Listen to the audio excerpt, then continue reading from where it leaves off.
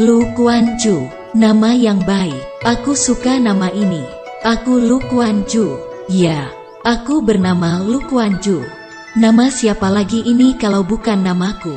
Pada suatu hari, dalam perantauannya yang tanpa tujuan itu, tibalah ia di kota Lungtu, di tepi Sungai Kuning. Memang Kuan Chu setelah meninggalkan laut, lalu mengikuti jalan sepanjang sungai besar dan tak pernah jauh meninggalkan Sungai Huang Ho. Ia memasuki kota Lungtu dalam keadaan letih dan lapar. Ia telah melakukan perjalanan sehari semalam lamanya. Daerah ini memang kurang penduduknya, dan dari satu kota ke kota yang lain amat jauh jaraknya. Dengan langkah tersaruk-saruk, Kuan Chu memasuki pintu gerbang kota Lungtu. Kota ini besar, ramai, dan banyak terdapat toko-toko dan restoran besar. Maka sebentar saja Kuan Chu dapat menerima sisa makanan dari sebuah restoran. Biarpun perutnya sudah lapar sekali, Kuan Chu tidak nampak tergesa-gesa membawa makanan itu ke bawah sebatang pohon besar di pinggir jalan. Dia sama sekali tidak tahu bahwa semenjak dia memasuki kota, dia telah diawasi oleh seorang gemuk yang berwajah menakutkan sekali dan yang gerakan-gerakannya seperti seekor kucing ringannya.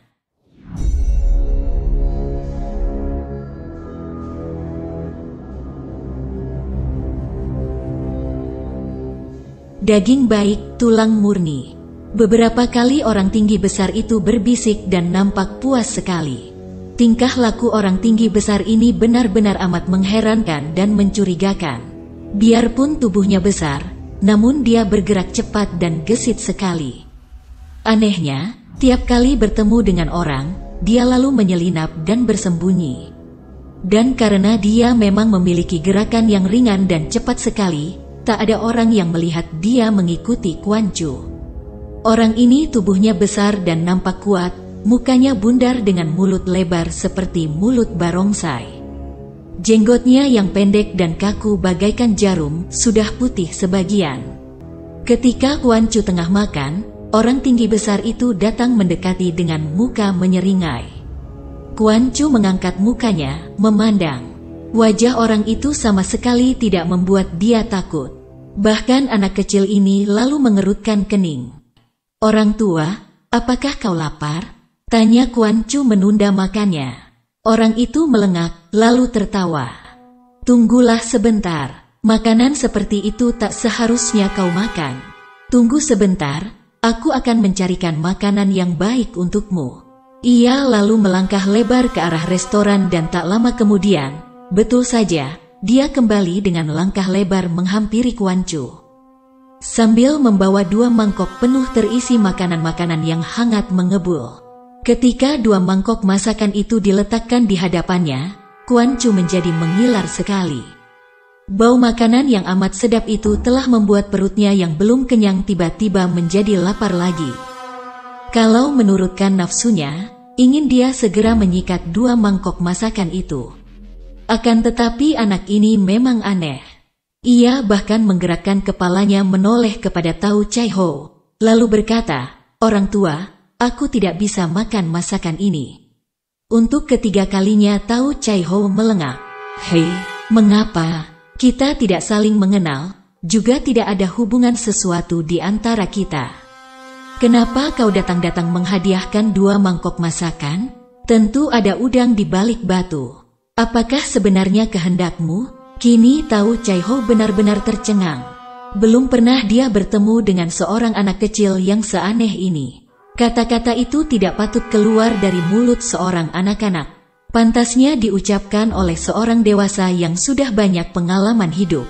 Dari perasaan heran, kakek itu kini menjadi marah. "Bodoh, disuruh makan biar gemuk dan sehat, kau banyak membantah. Kau kira dapat membantah di depan Tao Chai Ho?" Sesudah berkata begitu, tangannya menyambar dan tahu-tahu Kuan Chu telah ditangkap lehernya, seperti harimau menangkap kelinci. Lalu orang tinggi besar yang mengerikan ini melangkah lebar, membawa Kuan Chu yang tak dapat berkutik lagi. Orang-orang yang melihat ini menjadi ribut. Ketika mereka mengejar dan melihat betapa kakek bermuka harimau itu berlari cepat sekali, mereka berteriak-teriak. "Ah, tentu dia penculik anak-anak itu." Kejar, tangkap penculik anak-anak, bunuh dia. Teriakan-teriakan susul menyusul dan para pengejar makin banyak. Akan tetapi kakek itu benar-benar lihai. Karena dalam sekejap mata saja, dia sudah hilang dari pandangan mata orang banyak, tidak tahu kemana menghilangnya. Sebentar saja, gegerlah seluruh kota Lungtu, dan semua orang membicarakan tentang penculik itu. Banyak pula orang yang memberi bumbu sehingga tidak lama kemudian, orang menggambarkan penculik itu sebagai seorang siluman yang bermuka singa dan yang mengerikan sekali. Para penjaga keamanan kota menjadi sibuk karena mereka berusaha untuk mencari dan menangkap penculik yang telah beberapa hari mengacau kota itu. Akan tetapi tetap saja tidak ada seorang pun tahu kemana perginya si penculik. Pada saat orang-orang sedang kebingungan dan geger, muncullah seorang wanita yang amat cantik dan juga bersikap gagah sekali. Siapakah wanita ini? Melihat dari sikapnya, tak dapat diragukan lagi bahwa ia tentulah seorang wanita perkasa yang pandai ilmu silat. Dugaan ini tidak salah, karena sesungguhnya dia adalah pendekar wanita yang terkenal dengan sebutan Pekcilan, bunga cilan putih. Sebenarnya nama sebutan ini lebih berdasarkan kecantikannya dan baju putihnya daripada kegagahannya. Namanya Tio Lon Eng, dan semenjak dewasa memang sudah banyak merantau dan melakukan perbuatan-perbuatan besar sehingga dapat mengangkat tinggi nama sendiri. Ketika itu, Lon Eng sedang berada di Lungtu. Dia mendengar suara ribut-ribut ini dan keluar dari kamar di penginapannya. Dengan cepat ia mendengar tentang penculikan seorang anak kecil oleh seorang saikong yang bermuka harimau. Maka cepat pendekar wanita ini lalu mengadakan penyelidikan.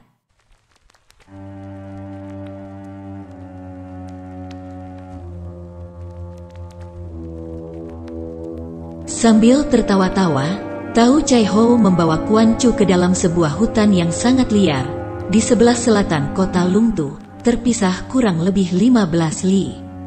Di tengah hutan ini, memang menjadi tempat persembunyiannya selama dia melakukan penculikan-penculikan terhadap anak-anak kecil di kota Lungtu. Setelah tiba di tempat tinggalnya, yaitu sebuah lapangan yang dikelilingi oleh pepohonan besar, dia melemparkan Kuan Chu ke atas tanah. Anak ini terguling, akan tetapi segera melompat berdiri lagi dengan mata terbelalak. Kini dia benar-benar merasa seram ketika melihat betapa di atas tanah berserakan tulang-tulang manusia dan tengkorak-tengkorak. Kalau melihat ukuran tulang-tulang dan tengkorak-tengkorak itu, dapat diduga bahwa itu adalah tengkorak dan tulang anak-anak kecil seperti dia.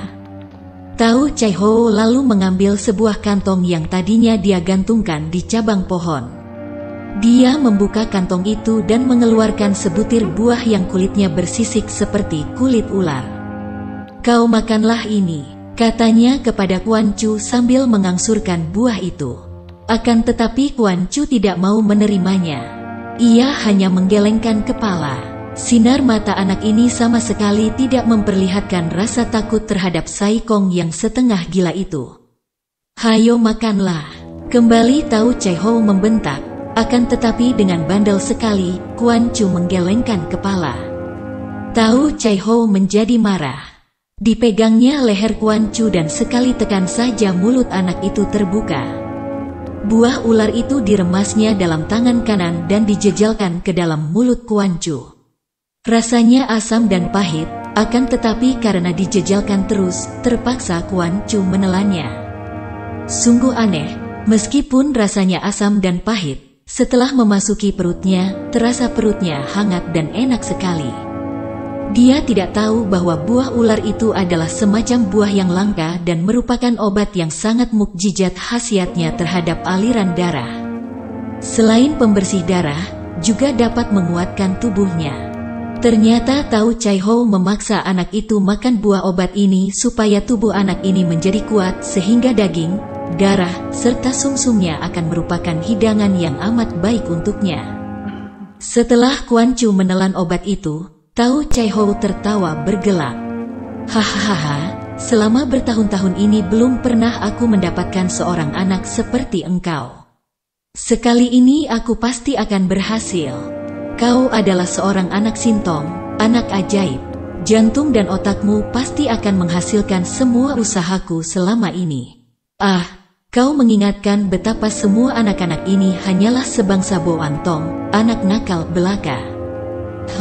Sungguh menyebalkan. Kuan Chu tidak mengerti maksud kata-kata ini, hanya sepasang matanya yang lebar dan bersinar-sinar itu memandang tajam. Kenapa matamu mendelik terus padaku? Tau Chai Ho membentak marah.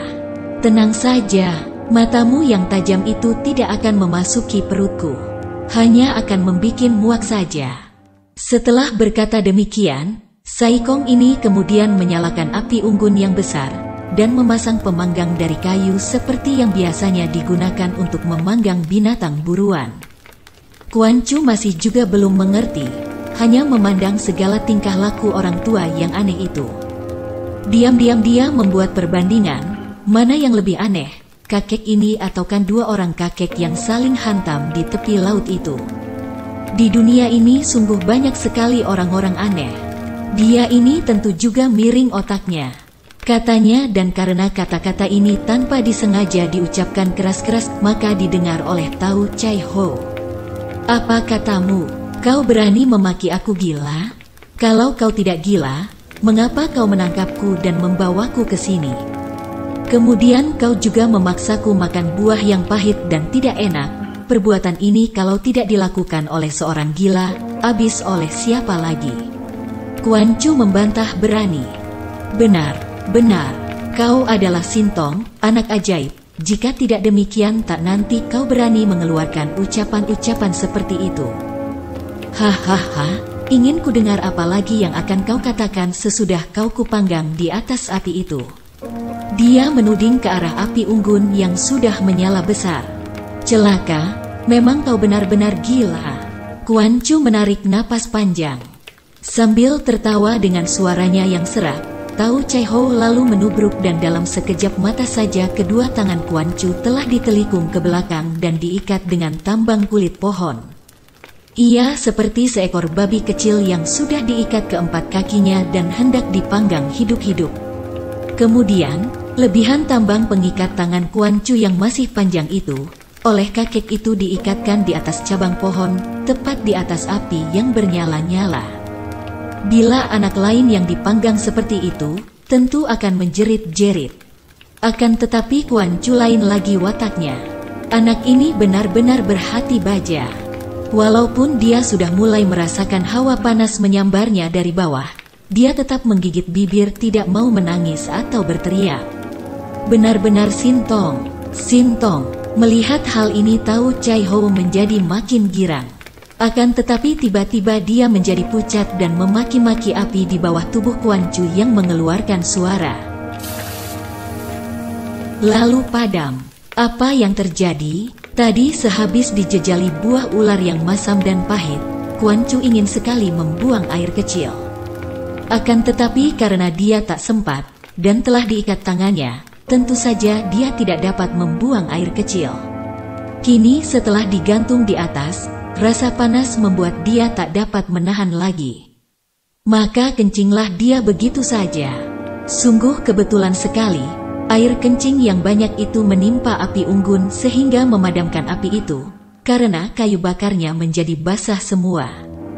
Kuan Chu berotak cerdik. Kini dia dapat menduga bahwa kakek gila ini adalah seorang pemakan daging anak-anak. Diam-diam dia bergidik juga, akan tetapi dia tidak takut. Agaknya sesudah terlepas dari bahaya maut di tengah samudera, perasaan takut anak ini memang telah lenyap. Lopek, apakah kau tidak mendengar suara tengkorak-tengkorak itu bicara? Tanya Kuan Chu kepada Tau Chai Ho yang sedang mengumpulkan kembali kayu bakar yang kering sambil mengomel panjang pendek. Mendengar ini, Tau Chai Ho menjadi terkejut sekali. Bohong, bocah nakal, mana ada tengkorak bicara, tutup mulutmu. Kau sudah kenyang, akan tetapi aku sudah lapar sekali. Siapa yang membohong? Aku mendengar dengan jelas tengkorak-tengkorak di bawah itu berkata-kata. Kini Tau Chai Ho menghentikan pekerjaannya dan dia memandang ke atas, di mana Kuan Chu tergantung dengan muka di bawah. Kuan Chu mengeluarkan suara mengejek. Mana kau dapat mendengarnya?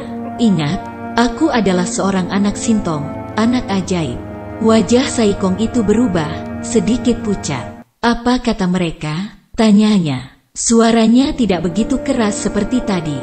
Turunkanlah dulu aku dari sini, nanti kuceritakan apa yang kudengar tentang mereka, kata Kuan Chu. Memang otak Tao Chai Ho tak begitu beres, maka mendengar ini, dia lalu cepat-cepat menurunkan Kuan Chu. Lepaskan dulu ikatan tanganku. Ikatanmu kuat sekali sehingga kau membikin tanganku sakit, kata anak ini pula. Suaranya tetap tenang, seperti tidak terjadi sesuatu yang hebat dan yang mengancam nyawanya. Mendengar ini, Tao Chai Ho ragu-ragu. Akan tetapi dia lalu menggerutu, dibuka juga apa kau kira bisa pergi lari. Dia lalu membuka ikatan kedua tangan Kuan Chu. Anak ini menggosok-gosok kedua pergelangan tangannya yang terasa sakit dan kulitnya kelihatan matang biru. Hayo lekas ceritakan apa yang kau dengar dari tengkorak-tengkorak itu. Kuan Chu melirik ke kanan kiri dan diam-diam dia merasa seram melihat rangka manusia ini. Selama hidupnya belum pernah menyaksikan pemandangan seperti ini. Oleh karena itu diam-diam dia merasa betapa kepalanya yang gundul itu menjadi dingin sekali. Tanpa disengaja dia meraba kepalanya. Dan setelah meraba, dia mengeluarkan seruan tertahan. Ternyata bahwa kepalanya kini menjadi pelontos dan licin sekali. Semua rambut yang tadinya masih ada sedikit-sedikit, telah lenyap sama sekali menjadi licin. Melihat air muka anak itu terkejut dan terheran-heran, Tao Chai Ho tertawa bergelak. Rambutmu, baik yang di kepala maupun yang di tubuh, telah rontok semua oleh daya Coako, buah ular tadi. Apa kau kira aku doyan makan daging berbulu dan berambut? Kuan Chu mendongkol sekali. Jadi buah yang pahit tadi, gunanya untuk membikin rambut dan bulu-bulunya rontok. Sehingga dia bagaikan seekor ayam yang dicabut bulu-bulunya sebelum dimasak. Terlalu sekali. Nah, hayo ceritakan, tengkorak-tengkorak itu berkata apa? Tao Chai Ho berkata tak sabar lagi. Mereka saling bercakap-cakap membicarakan kau. Kuan Chu mulai memberi keterangan. Katanya bahwa hari ini adalah hari kematianmu, karena sebagai seorang anak Sintong, dagingku panas dan sumsumku beracun, sehingga begitu kau memakan aku, kau pasti akan mampus. Sekarang Tao Chai Ho betul-betul menjadi pucat dan tanpa terasa lagi dia melangkah mundur sampai 3 tindak. Dia memandang kepada Kuan Chu dengan mata terbelalak, dan diam saja pada saat melihat anak itu berjalan pergi sambil berkata, karena itu demi keselamatanmu sendiri, jangan kau makan aku. Kuan Chu berjalan pergi dan dia tidak berani menengok lagi. Hatinya berdebar karena dia tidak mendengar orang itu mengejar. Benar-benarkah dia dapat mengakalinya demikian mudah? Akan tetapi, tiba-tiba dia mendengar angin menyambar, dan tahu-tahu dia telah ditangkap lagi. Seperti tadi, 2 tangannya telah diikat kembali dan Tao Chai Ho berkata dengan suara mengancam. Sintong, betapapun juga, tetap saja kau akan kupanggang. Kau kira aku akan begitu bodoh? Aku akan mengambil sekerat dagingmu dan sedikit sumsummu. Lalu kuberikan kepada harimau lebih dulu. Kalau harimau yang makan dagingmu dan sumsummu tidak mati, kenapa aku harus jeri makan kau? Sambil tertawa terbahak-bahak Tao Chai Ho membawa kembali Kuan Chu ke tempat tadi. Kali ini Kuan Chu betul-betul putus harapan. Akan tetapi, anak ini tetap tak mau menangis atau menjerit minta tolong. Ia menghadapi dengan mata terbuka, bahkan matanya makin besar cahayanya. Tiba-tiba berkelebat bayangan putih, dibarengi bentakan nyaring. Siluman jahat, lepaskan anak itu. Bentakan ini dibarengi menyambarnya pedang yang bercahaya ke arah dada Saikong itu. Ia pun terpaksa melepaskan tubuh Kuan Chu yang jatuh ke belakang. Kuan Chu merasa jidatnya sakit terbentur batu, akan tetapi anak ini tidak mengeluh dan cepat-cepat miringkan kepala untuk melihat apa yang terjadi.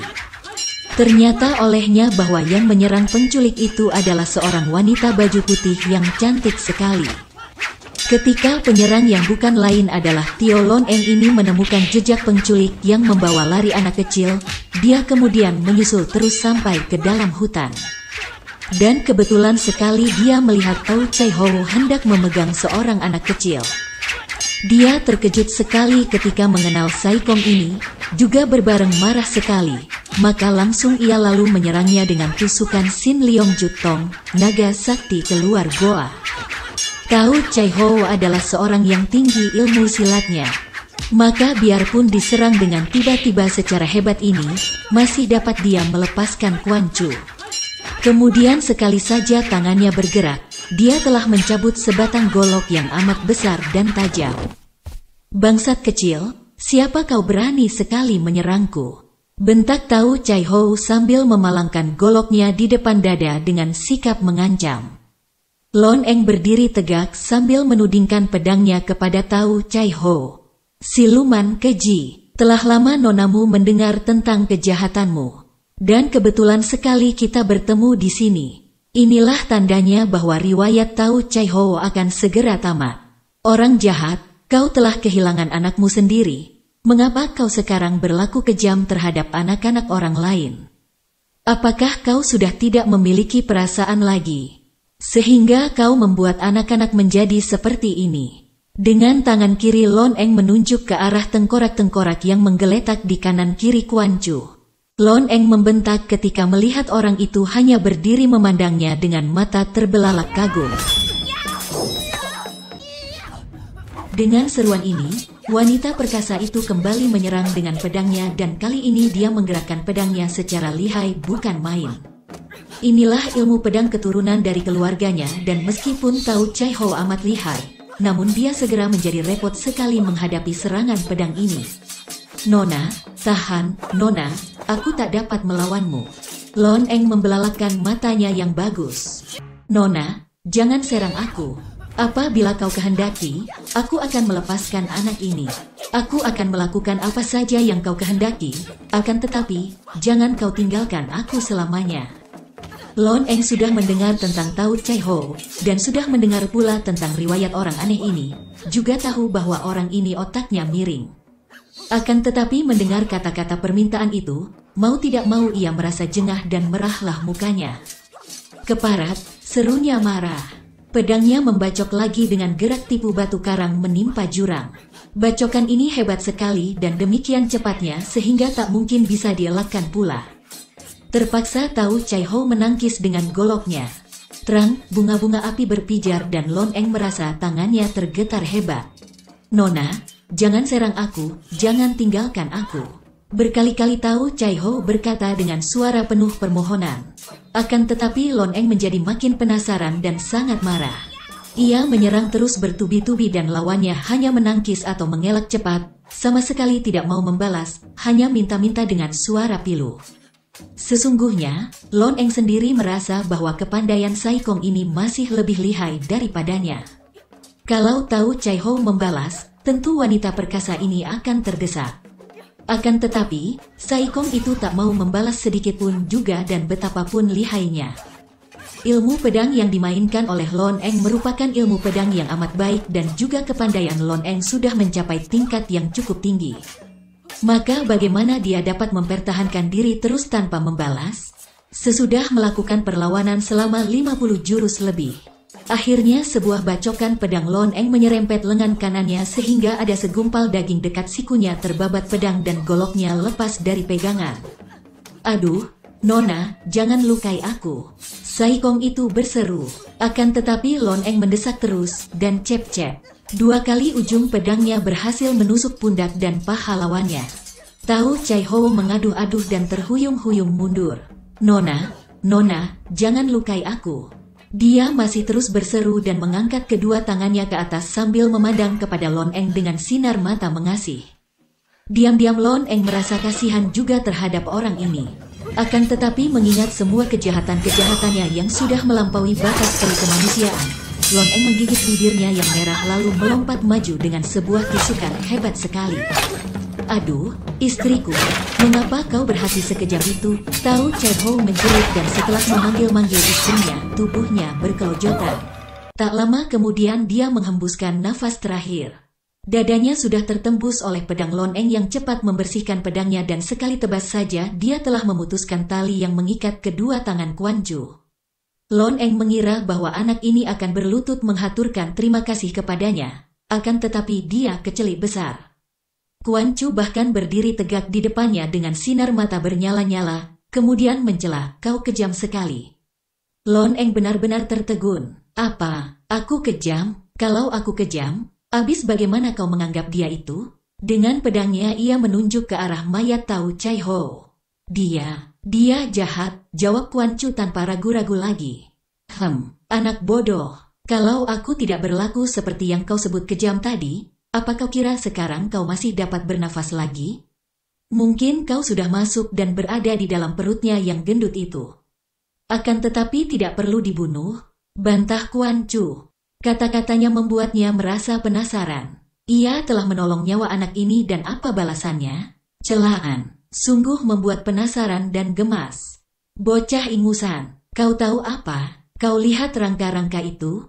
Jika si jahat itu tak kubunuh, kau pun akan menjadi rangka, dan bukan kau saja, masih banyak anak-anak kecil akan ditangkapnya, kemudian dibunuhnya secara keji.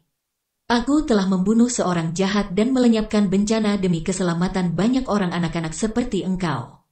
Dan engkau menganggap aku kejam?" Setelah mendengar pembelaan ini, baru agaknya Kuan Chu mau mengerti. Dia kemudian mengangguk-anggukkan kepalanya yang gundul sambil berkata, "Toanio, kau benar dan aku yang salah. Terima kasih banyak atas pertolonganmu tadi." Lon Eng mau tidak mau harus tersenyum biarpun hatinya mendongkol sekali. Alangkah mahalnya ucapan terima kasih dari anak jembel ini. Akan tetapi diam-diam ia tertarik. Anak ini bukan anak biasa, dan cara anak ini mengaku kesalahan sendiri benar-benar mengherankan dan mengagumkan hatinya. "Anak, siapakah namamu?" "Namaku Lu Kuan Chu." Sebatang kara, Kuan Chu mengangguk sunyi. Tidak ada tempat tinggal, Kuan Chu menggeleng, juga tanpa berkata sesuatu. Lon Eng menggeleng-geleng kepala dan menarik napas panjang. "Kuan Chu, maukah kau ikut dengan aku? Kemana saja aku membawamu pergi? Mengapa?"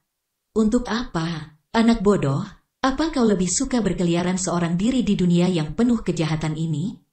Baru saja kau mengalami peristiwa yang mengancam nyawamu. Apakah kau tidak ingin ikut dengan aku, menjadi muridku?" "Menjadi muridmu, Toanio? Belajar apa? Benar-benar pepat pikiranmu. Tentu saja belajar ilmu silat. Untuk apa belajar silat? Bodoh. Kalau kau memiliki kepandaian silat, apakah segala macam orang jahat seperti Tao Chai Ho itu dapat mengganggumu?" "Tidak, Toanio." Anak itu menggelengkan kepalanya yang gundul. "Aku tidak suka belajar silat." "Hei, kenapa?" wanita cantik itu bertanya heran. "Aku tidak mau belajar menjadi orang kejam." Kuan Chu teringat akan dua orang aneh di pantai laut. Ilmu silat hanya dapat dipergunakan untuk memukul orang, bahkan untuk membunuh orang. "Aku tidak suka pukul orang, juga tidak suka bunuh orang." Mendengar filsafat kanak-kanak ini, hati nyonya itu menjadi tertegun. Betul-betul anak ini luar biasa sekali. Lon Eng bermata tajam dan sebagai seorang ahli silat tinggi, ia dapat pula melihat bahwa anak ini bertulang baik sekali untuk belajar silat. "Jika aku mendapat kesempatan belajar, aku ingin belajar membaca dan menulis, bukan belajar menggerakkan senjata tajam yang mengerikan," jawab Kuan Chu dengan suara tetap. Kau kira aku hanya dapat menggerakkan pedang saja? Aku pun pernah belajar ilmu surat." Kuan Chu sangat girang sekali. "Kalau begitu aku mau menjadi muridmu, Toanio." Setelah berkata demikian, serta-merta anak ini lalu menjatuhkan diri berlutut di hadapan Lon Eng yang kembali melengak, kemudian ia tertawa. Ketika Kuan Chu memandang, anak ini heran juga. Setelah tertawa nyonya ini tampak cantik sekali bagaikan matahari yang bersinar terang, sedangkan tadinya ada bayangan kemuraman di wajah manis itu, seakan-akan matahari yang tertutup mendung. "Toanio, bolehkah Tecu, murid, mengetahui namamu yang mulia?" "Aku disebut orang Pekcilan, namaku Tio Lon Eng." Kuan Chu mencatat nama ini di dalam otaknya, kemudian setelah Lon Eng mengajaknya pergi, dia mengikuti wanita perkasa ini tanpa banyak cakap lagi. Lon Eng merasa amat kasihan pada Kuan Chu, maka ia ingin menolong anak ini. "Kau ikut aku ke rumahku di Dusun Tunhang," Di sana kau boleh belajar membaca dan menulis, akan tetapi kau harus membantu pekerjaan di rumah, katanya. Kuan Chu mengangguk-angguk. Tentu saja, Toanio. Aku pun tidak suka bila menganggur saja. Diam-diam Lon Eng berpikir, anak ini bukan anak sembarangan, pikirnya. Sudah terang anak ini punya keberanian luar biasa, juga keuletan menderita yang amat mengagumkan. Pendekar wanita ini teringat akan luka di jidat Kuan Chu dan kini ketika ia melirik ke arah jidat anak itu, ia menjadi heran sekali. Jidat yang tadinya matang biru dan agak terluka di tengah-tengah benjol itu, kini lukanya telah lenyap sama sekali. Coba aku melihat luka di jidatmu, katanya dan cepat ia memegang kepala anak itu. Benar-benar mengherankan sekali karena luka itu sekarang sama sekali tidak berbekas lagi. Kulit itu halus saja dan sama sekali tidak ada tanda-tanda bekas terluka. Sungguh tak mungkin sekali. Menurut kebiasaan, luka dan benjol seperti itu tak akan lenyap dalam waktu 1-2 hari. Akan tetapi baru beberapa jam saja luka pada jidat anak ini sudah lenyap. Melihat air muka Nyonya Perkasa itu terheran-heran, Kuan Chu bertanya. Ada apakah yang aneh pada jidatku, Toanio? Kau tadi diberi makan apa oleh Tau Chi Ho? Tanya Lon Eng tanpa mempedulikan pertanyaan Kuan Chu. Sebelum dia memanggangku, dia menjejalkan sebutir buah yang pahit dan masam ke dalam mulutku sehingga terpaksa aku menelannya. Buah yang kulitnya bersisik seperti ular. Pada waktu Kuan Chu mengangguk membenarkan, Lon Eng menjadi terkejut dan girang sekali sehingga dia memegang kedua pundak Kuan Chu dengan keras. Anak itu lantas menyeringai kesakitan sehingga Lon Eng cepat melepaskan pegangannya. Apanya yang hebat, Toanio? Buah itu tidak enak sekali. Kau tahu apa? Buah itu khasiatnya hebat bukan main. Ratusan orang Kang-ou bahkan berani mempertaruhkan nyawa untuk mendapatkan buah yang hanya terdapat di puncak Hoasan dan yang pohonnya hanya berbuah setiap 50 tahun sekali ini. Kau mau tahu kehebatannya? Lon Eng mencabut pedangnya dan secepat kilat ia menggoreskan ujung pedangnya pada lengan kiri Kuan Chu. Anak itu terkejut. Akan tetapi biarpun merasa sakit dan perih, dia tidak mengeluh, hanya memandang pada Lon Eng dengan perasaan heran. Kulit lengannya terbuka dan darah mengalir keluar.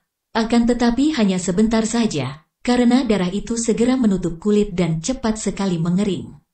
Sebentar saja lenyaplah rasa sakit dan pada saat Lon Eng menggosok-gosok darah kering itu, ternyata bahwa luka pada kulitnya telah tertutup lagi, hanya ada bekas guratan yang halus sekali.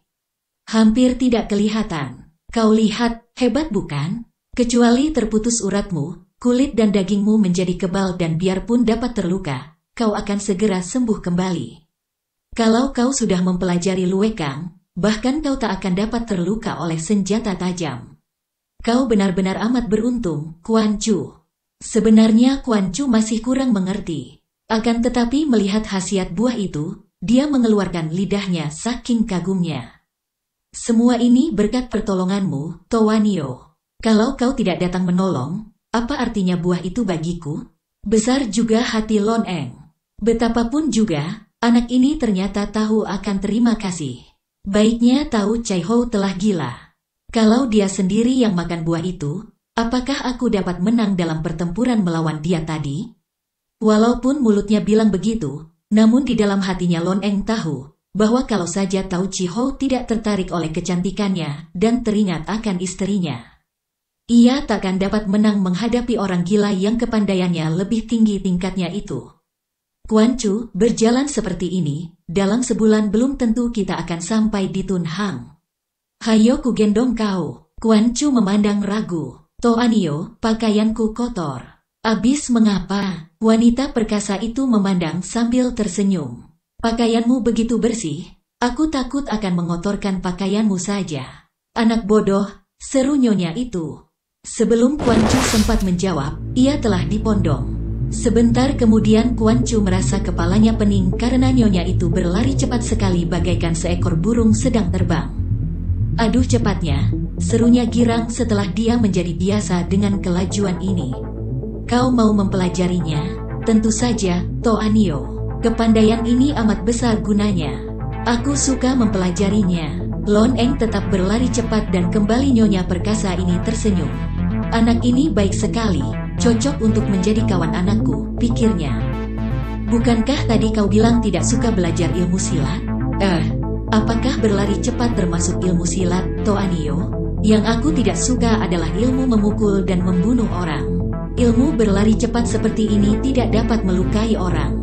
Aku suka mempelajarinya.